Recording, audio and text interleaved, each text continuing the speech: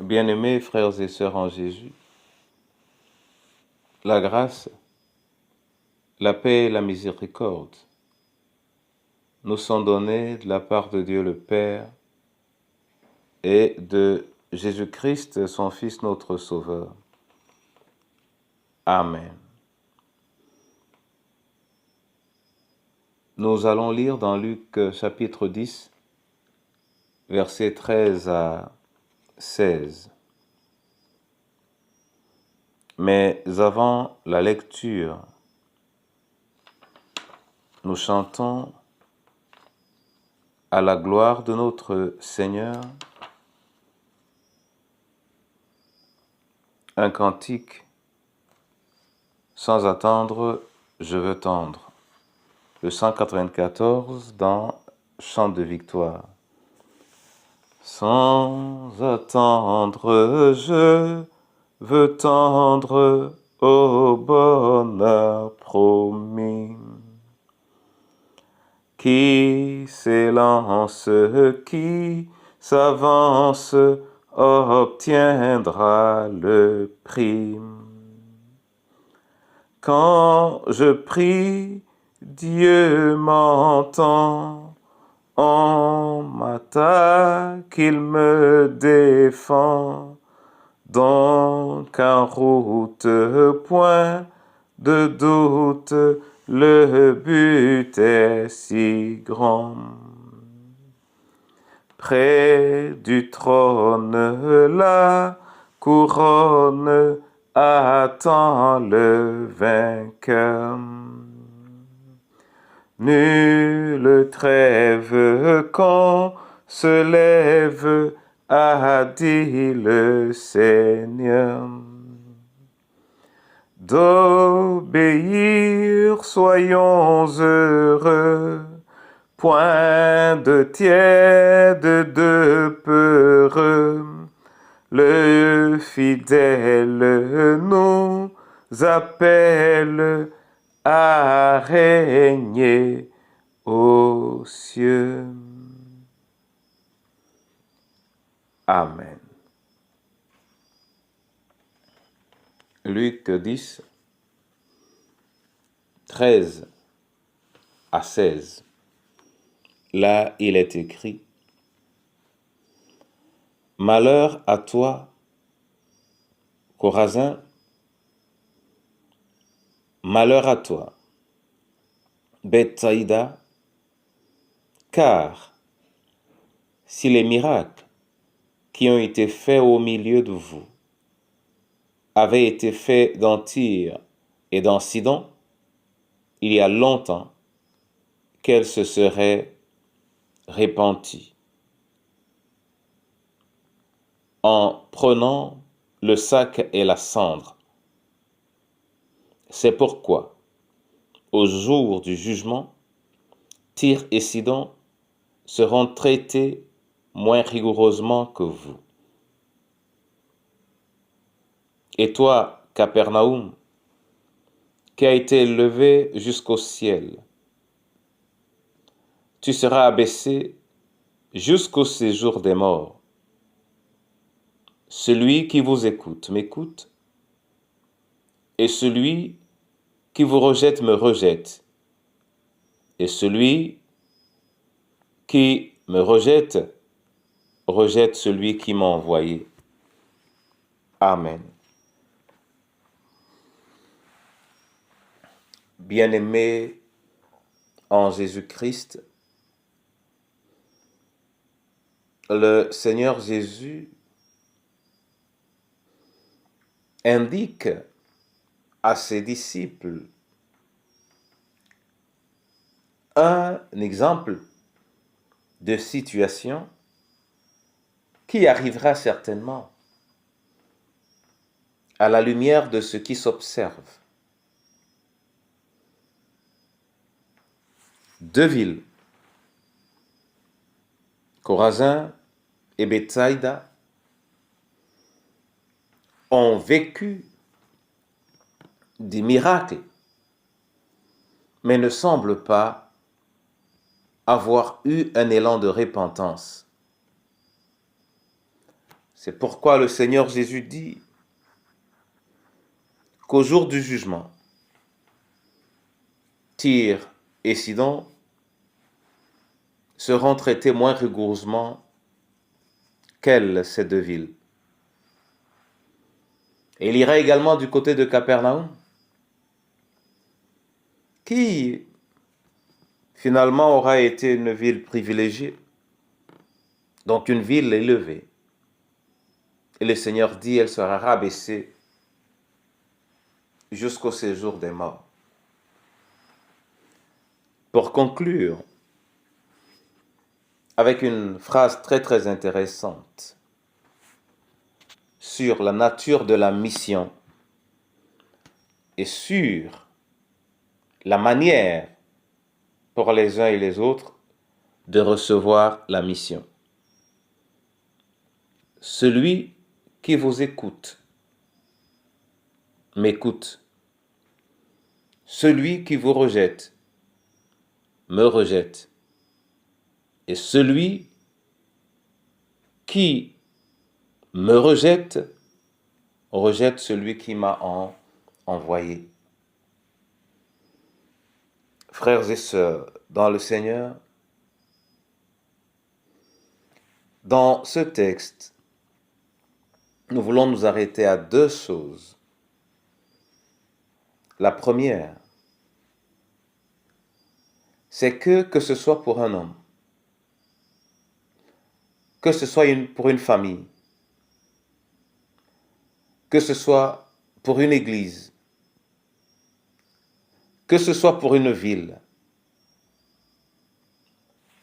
celui ou celle qui aura refusé de donner son adhésion, c'est-à-dire de croire, même en voyant des miracles qui ont été opérés par Dieu, oui, celui ou celle-là s'expose à la colère de Dieu. Il s'expose à la colère de Dieu. Frères et sœurs dans le Seigneur, les miracles,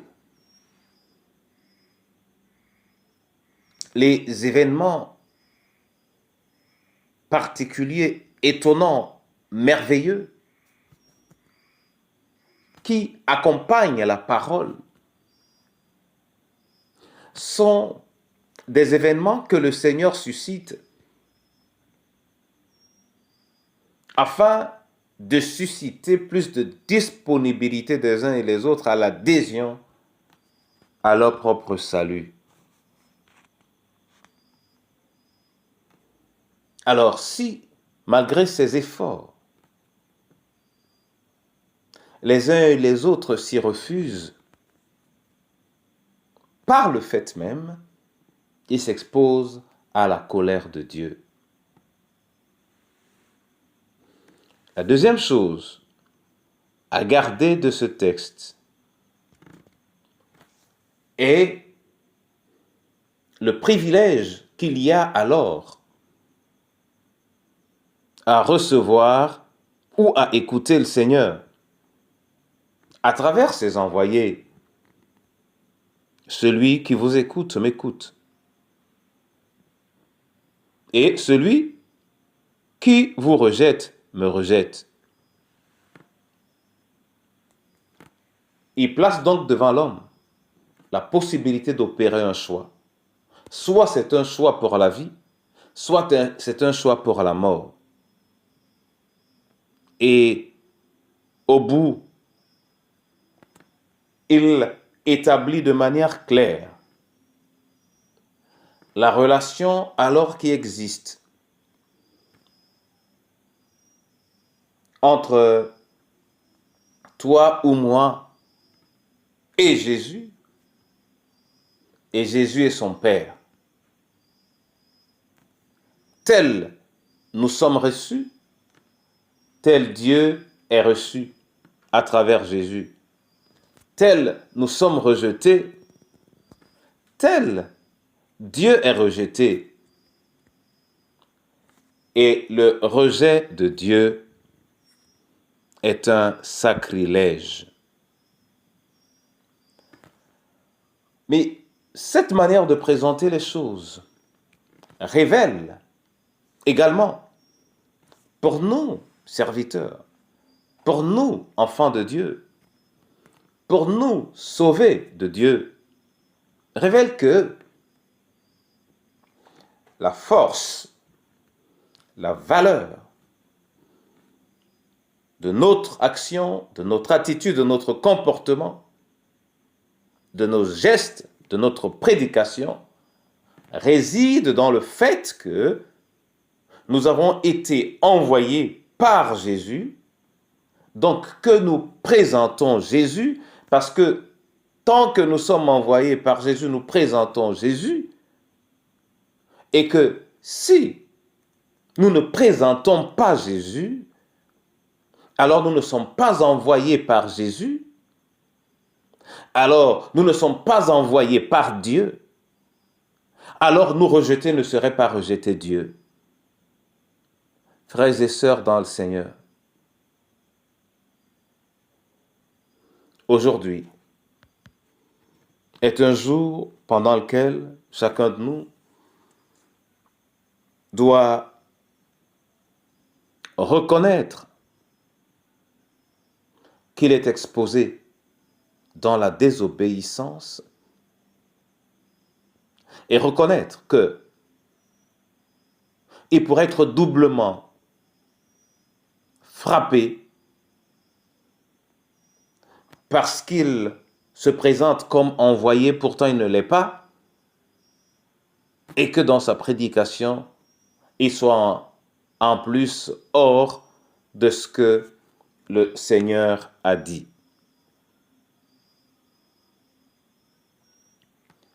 Le saisissant pleinement, voyons aussi la joie qu'il y a pour celui qui est envoyé par Dieu à travers Jésus